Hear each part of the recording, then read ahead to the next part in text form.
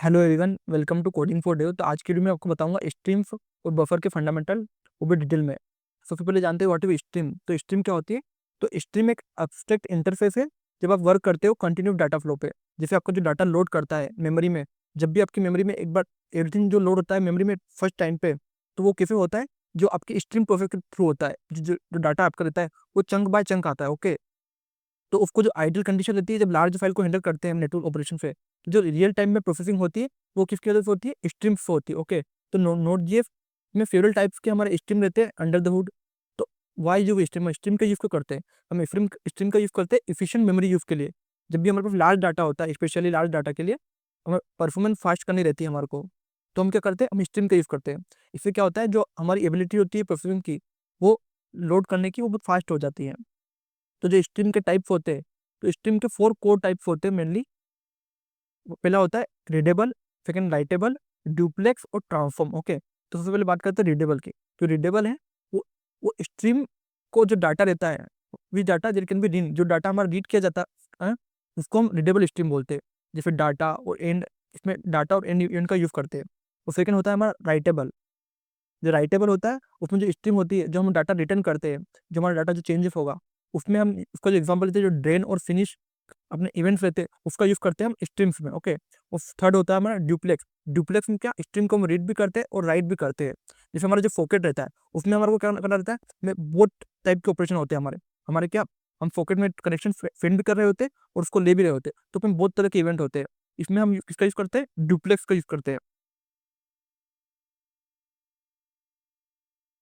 Transform use होता है, ये डुप्लेक्स जो स्ट्रीम रहती है उनको अगर मॉडिफाई कर सकते हैं हम, तो हम ट्रांसफॉर्म का यूज करते हैं। ये यूज होता है जैसे हम कंप्रेशन में यूज करते हैं। तो डुप्लेक्स स्ट्रीम का हम क्या कर सकते हैं?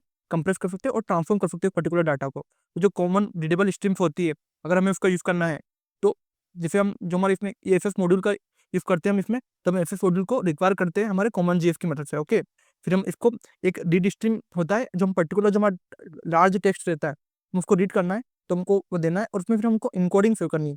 तो हम इसमें यूटीएफ 8 का यूज करेंगे इनकोडिंग का, और फिर उस पर्टिकुलर डाटा को हम उसमें क्या लगाएंगे? लिसनर लगाएंगे।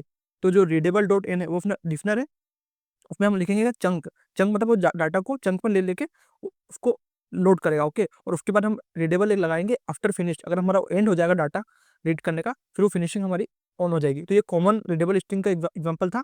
इसमें क्या होगा, जो हमारी फाइल है वो डाटा चंक में रीड करेगी, ना कि फुल लोड करेगी मेमोरी में से। ओके, जो कॉमन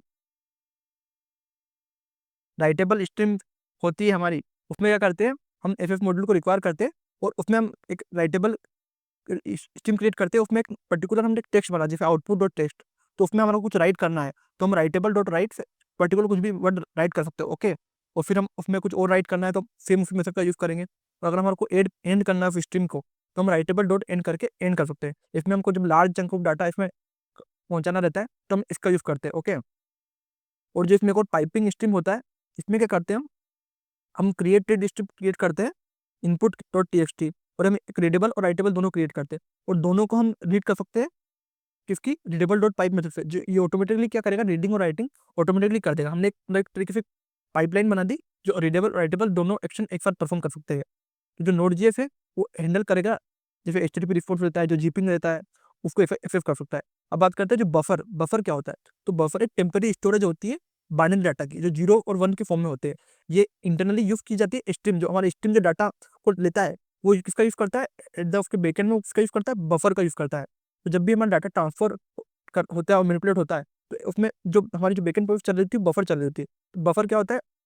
बफर डॉट फ्रॉम, जैसे हेलो मैंने बनाया, तो एक बार मैं इसको बफ को मैं प्रिंट करूंगा, तो इसमें आपको कुछ डाटा दिख रहा होगा। जैसे इसमें बफर में इसका एक अलग वर्जन होता है जिसमें हमारा कोड होता है, तो आपको उसको कन्वर्ट करना है स्ट्रिंग के फॉर्म में, तो आपको बफ को टू स्ट्रिंग हमारा फंक्शन लगाना है, तो ये स्ट्रिंग के फॉर्म में कन्वर्ट हो जाएगा हेलो। तो वाई बफर, हम बफर का यूज करते हैं। तो जो जावास्क्रिप्ट स्ट्रिंग होती है वो यूनिकोड होती है। ओके, तो वो हम उसमें बाइनरी नहीं होती। तो अगर हमारे को रो डॉट बाइनरी डाटा को एक्सेस करना है फाइल सिस्टम ऑपरेशन के लिए, नेटवर्क प्रोटोकॉल के लिए, वो क्रिप्टो एल्गोरिथम के लिए, तो इसलिए हम बफर का यूज करते हैं, ताकि हमारा कोड हम बाइनरी में यूज कर सके। तो अगर बफर को हमारे को यूज करना है और रीडेबल फाइल स्ट्रीम में और बफर का यूज करना है, तो हमारे को वही सेम कोड है हमारा, जो रीडेबल हम यूज करते हैं। हमने एसएस को मॉड्यूल को रिक्वायर करा हमने हमारे नोट जीएस से, फिर हमने जो हमारा फंक्शन सिस्टम है एसएस को हमने ओपन करा, उसमें हमने जो इस फाइल में हमको ओपन करना है, उस फाइल का हमारे को नाम देना है, उसके बाद हमारे को आर है, जो हमारे बफर की स्ट्रीम थी उसको आर देना है, और ये हमने एरर हैंडलिंग के लिए हमने 2 उसमें पैरामीटर दे दिए। ओके, फिर हमारे को एक बफर नाम का एक वेरिएबल बनाना है, जिसमें हमको उसको बफर अलोकेट करना है।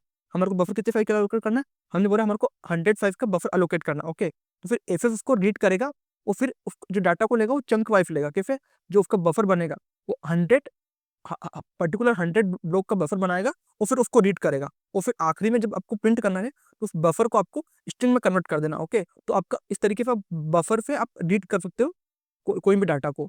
तो ये हम डायरेक्ट स्ट्रीम का यूज करके हम डायरेक्ट बफर का भी यूज कर सकते हैं। अगर हमें कोई स्ट्रीम को रीड करना है लार्ज चंक ऑफ डाटा को, वो भी हम स्मॉल मिनी चंक्स में हमें यूज करना है। तो जो की स्ट्रीम इवेंट होते हैं इसमें, पहला होता है हमारा डाटा। डाटा क्या करता है, जो इमिटर जब हमारा डाटा अवेलेबल होगा तभी हमारा जो डाटा ऑपरेशन है वर्क करेगा। एंड क्या होता है, जब इमिटर हमारा खत्म हो जाता है तो एंड ऑपरेशन का यूज करते हैं जब हमारे पास डाटा नहीं बचता। वो एरर जब हमारा फेलियर होता है तो हम एरर का यूज करते हैं।